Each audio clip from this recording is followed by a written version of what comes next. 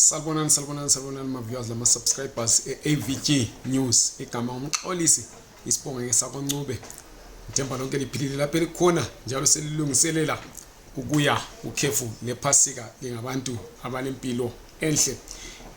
Andithanda ukuthi ngixolise kakhulu kulabo abebengidinga because khanya abengidinga abantu abaningi kakhulu ngendaba ezithile ikakhulu labo bama ZEP befuna izixwayiso lapha laphayana abanye bebehlangana lezinkinga lapha laphayana bedinga ukuthi sibaxazululele zona.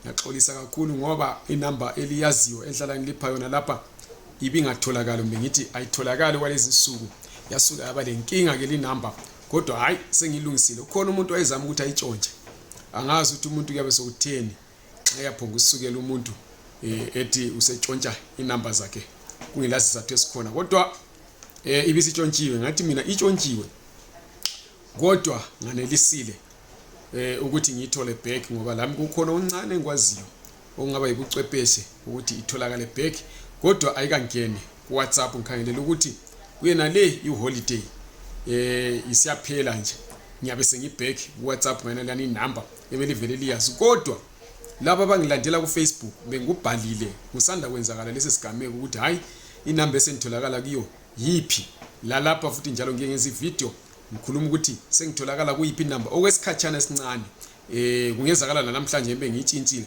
kodwa angisoze ngihle ngiphume ku WhatsApp ngingangena kwendala kungakho ungangidinga kwendala ungiswele untolelo ke ngingekho undinge kule entsha u071 890 8039 071 890 8039 iya WhatsAppeka iyafoneleka ikulapho nganthola khona kalula nje. Bese ngithi mina kulabo njalo abalokho bebuza ngokusubmita ama applications wabo kunye nokuthi abelembuzo ethile ngendaba zama ZEP permits ngikhona even ngeholiday yakhona ukuthi ngifayile message kodwa iVFS izabe ivaliwe kuze kudlule iholiday yephasika kulapho abazaze beyovula khona kodwa uku-applya online uliyakhona ukuthi liqhubeke li-applya ngoba i-system ayivalwa kuvalwa kuphela ema-ofisini kodwa i-system le process kuyaqhubeka akumi ngenxa ukuthi i-holiday kumbe i-weekend. Namhlanje ngolwesihlanu sebevalile vela ema-VFS offices bazoze bevula makuphela i-holiday le esiyakiyo ethiwa ngezinye indlela i-long weekend. Kukanti kulabantu ababuze imbuzo ethile umbuzo wokuqala uthi wona umuntu obebhukhe i-appointment whether ngeye waiver kumbe ngeye permit wangasahambi ngosuku alubhukhileyo wenziwa kanjani, aqale phansi yini kumbe aqhubekele phambili, yini advantage yokuqala phansi yini advantage yokuqhubekela phambili kumbe ngithi i-disadvantage yalokho. Nxa wena ukhuthe i-appointment yakho ungela sizathu esiphileyo kufanele uhambe noma ngaluphi usuku okuvulwe ngalo kodwa okuzayenzakala ukuthi baza kushaya ngepenalty. Isikhathi esiningi ipenalty le bajayela ukuthi bafuna 520 rands awuyiqhubeli umuntu esandleni uhamba uyeyikhokha ebank ubuye sithwele islip bafike ke bakuprocessele iapplication yakho. Uyabusufana nomuntu lwana othe yena idate yakhe ingakafiki wacabanga ukuthi kukhona unye umela kwenza kumbe kufanele aphume kwele South Africa ngezizathu ezithile kungaba ngumsebenzi kungabe kuyikuthi kukhona okunye okugijimelayo somewhere. Uyabusufana lona umuntu othiwa i-premium lounge booking so uyakhona ukuthi uye khona uzohlukana kuphela lo 520 rand. Kukanti ukuqala phansi kulama disadvantage ukuthi okokuqala imali yakho leyo o-apply ngayo ekuqaleni wayayibhadala bayakuthathela either 250 rand i-admin fee nxa ulenhlanhla. Nxa ungela nhlanhla bathatha 850 rands i-penalty yokuthi udlale ngesikhathi sabo wadlala la ngemchini yabo kumbe wadlala ngama systems wabo wawenza hagcwala abanye abantu bagcina besehleke uapply kumbe wagcina sokusiba le pressure eningi on their systems wena udlala. So uzabuye futhi njalo ubhadale imali le futhi i1.550 gacha nxa usuqale gacha. Abasabali ngereceipt lana endala uyasokusithi ukuqala phansi. Kungakho ngangcono usebenzisana lana iappointment letter endala uhambela amaphepha akho wonke bafike bakubhadalise u520 rand kuphela compared to ukuluza 850 rand uphinde uluze 1.550 which all in all becomes 2400. So yabona ukuthi uyabusuluze kangakanani instead of losing just 520 rand. Kube sesiba lo munye obuzayo ukuthi nxa sengibhukhile ngalinanzelela ukuthi mhla usuku lufika kulezi incwadi ezishotayo kumbe umlungu akekho kumbe umlungu usuke engasayinanga kumbe kuthini kwathini kulezi incwadi ezingatholakaliyo, kuyayenza yini ukuthi ngipostpone kumbe ngenze rebooking. I-rebooking yona iyenzakala kodwa you can only do it kusasele 48 hours or more from i-date yokuthi uyosubmit, and lakho sebengakucharge admin fee kumbe bakucharge i-penalty because they need ama-reasons acacayo ngoba abantu basuka bechawe yi-June July, so kumele ukuthi ahambe ayosubmit bese kuqala ukubuya lezi stories eziningi. Baningi kakhulu bengifonela bethi hayi istory sebuya le story esiningi kunjalo nje akubuyeleke emuva kalula. Bese usithi kulabantu aba-applyayo uma bancediswayo uku-apply umuntu athi esekhona ngale eVFS uhambe ngelamaphepha ayeneleyo uhamba atshele khona ngalo ukuthi ayi wena bekufanele ube la lokho awulakho, bekufanele ube la lokho awulakho. Umuntu aseqala ke ukuthi sejika kumbe segcina sebhadala khona ngale izimali ezichisiweyo, sebhadala abafana laba bamaphandle ebebhadalisa abantu izimali agcine seluza imali eziningi kakhulu. Kanti yena izinto belesikhathi sokuthi abe lazo. Ngizathanda ukuchaza ukuthi abaningi kakhulu bakhala ukuthi uyabe engatholanga i-online application form. I-online application form awukhoni ukuthi uyi-download nxa uqeda kubhadala. Ukhona ukuthi uyi-download nxa usubhadale ebank, wathi nxa uqeda ukubhadala ebank wasubhukhelwa i-appointment. Nxa umuntu eqeda nje ukubhukhela i-appointment kubuqeda ukuzibhukhela i-appointment, i-online application form uyayi-downloada lapho uthiwa download VAF ngoba udownload into ezingu-2 nxa usubhukhe i-appointment.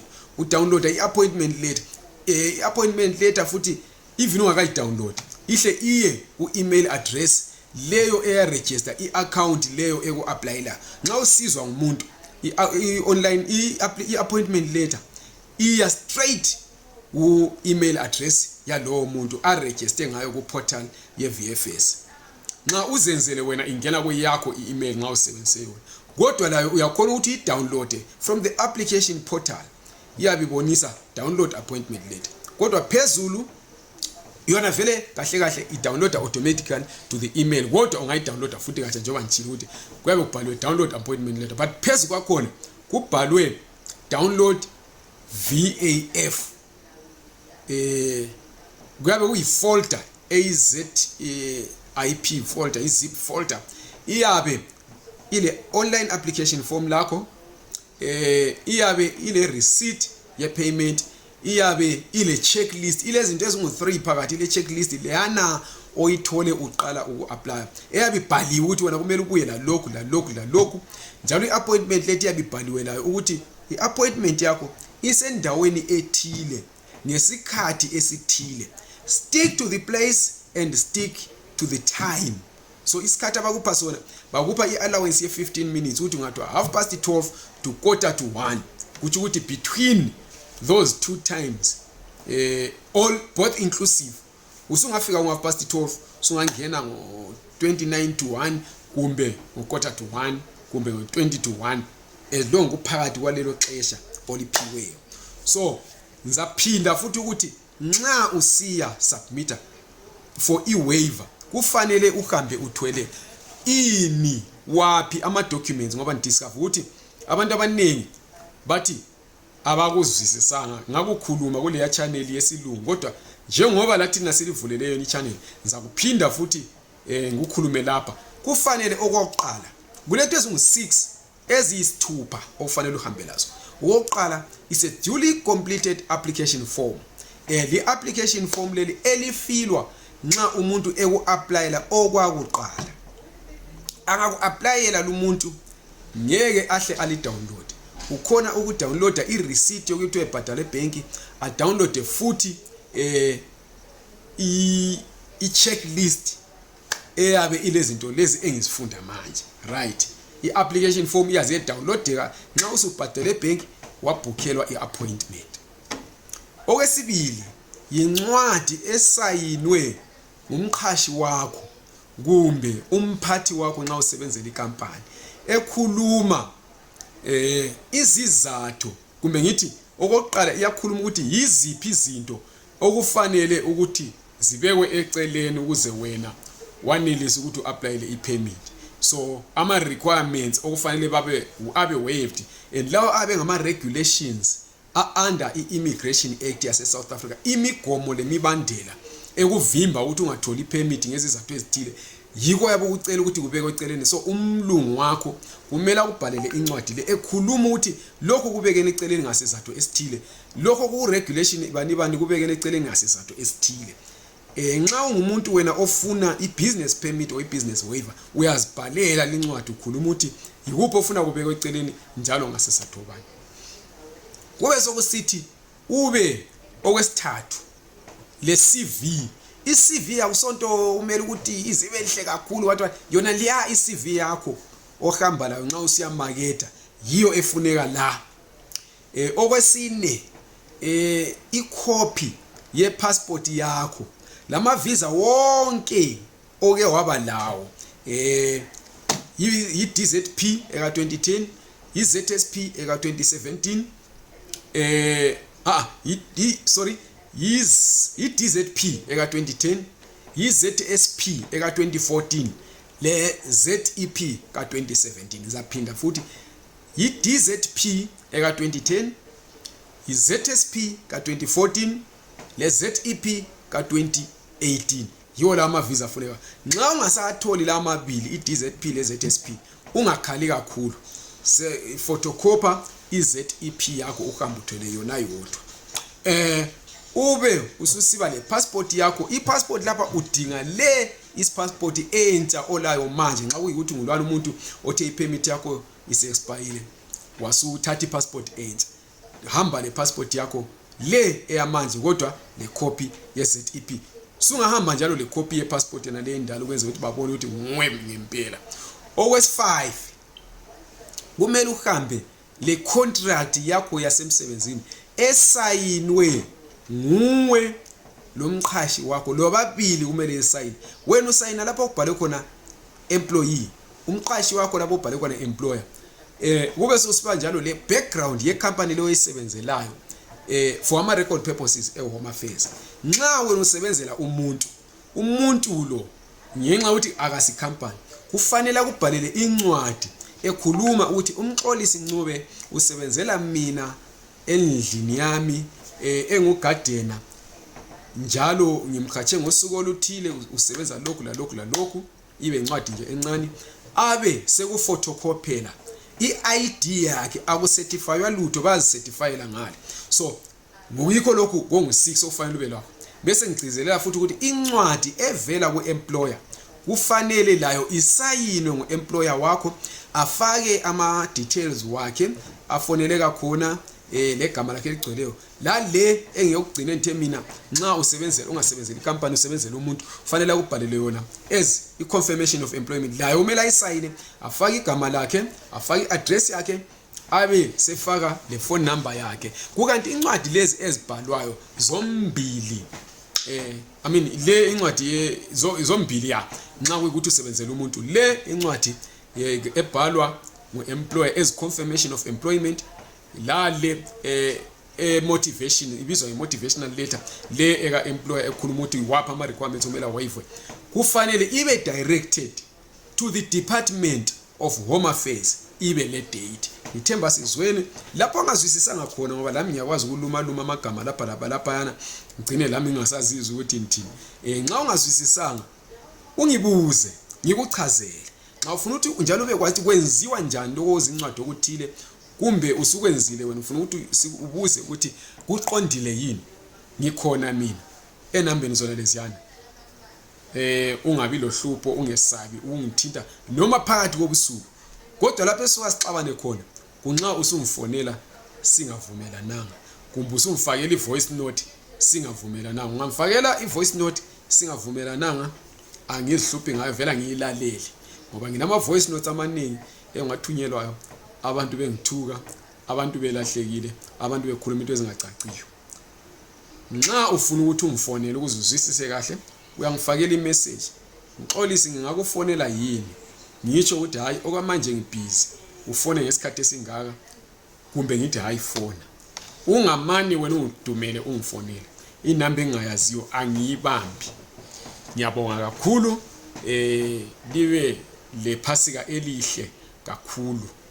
Liqhubeke libuza imibuzo yenu ngeWhatsApp kumbe ngaphansi kwevideo yena le ifake ku comment section. Ukhona ombuzi leyo inamba zami ngafika ngamphendula. Ngiyabaphendula ke mina abantu, so ngihle ngamnikeza inamba zami ezintsha.